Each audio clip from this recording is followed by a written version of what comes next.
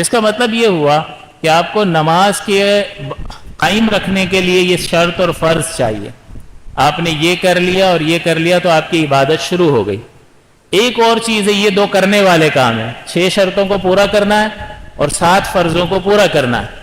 ایک چیز ایسی ہے جو کرنے والی نہیں ہے، وہ ہے مفسدات نماز. نماز کو توڑنے والی چیزوں کو نماز میں نہیں آنے دینا ہے.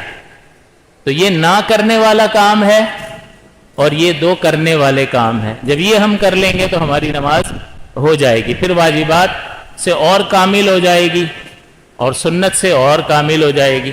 تو ہم اگر ہونے نہ ہونے کی بات کریں تو آپ کیا کہیں گے کہ شرط پوری کر لی، فرض پورا کر لیا اور کسی فاسد کرنے والی، نماز توڑنے والی چیز کو نماز میں آنے نہیں دیا تو یہ نماز ہو گئی.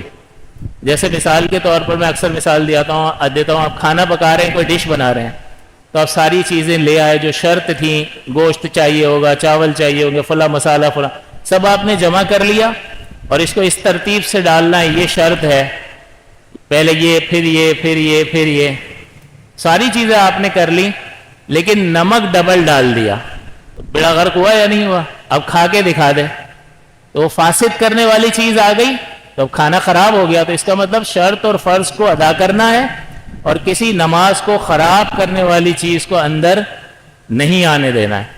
اب بندہ یہاں تک تو کہتا ہے یار ہم 6 چیزیں پوری کرتے تو ہیں، وقت میں ہی نماز پڑھتے ہیں، طہارت وضو کرتے تو ہیں، کپڑے بھی پہنے ہوئے ہوتے ہیں ہم نے، اور قبلے کی طرف ہی پڑھتے ہیں. کوئی ایسا تو نہیں مولانا یہاں کھڑے اور ہم وہاں کھڑے ہو جائیں، اور نیت بھی کرتے ہیں اور اللہ اکبر بھی کہتے ہیں، سب کرتے تو ہیں، پھر سیکھنے کی ضرورت کیا ہے؟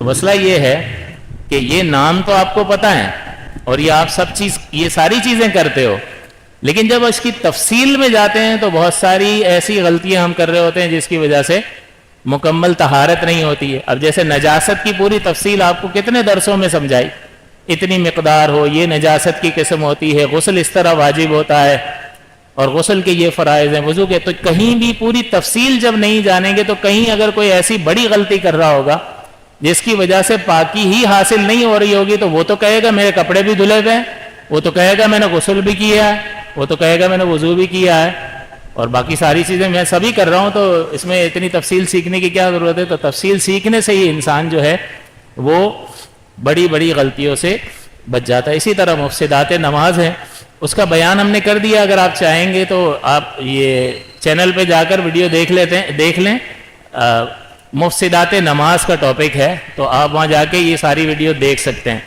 تو اس وقت میرا سمجھانے کا مقصد یہ تھا آج کا درس کہ شرط پوری کرنا، فرض پوری کرنا، یہ دو کرنے والے کام ہیں اور ان کے نہ کرنے کی وجہ سے نماز ہوگی ہی نہیں.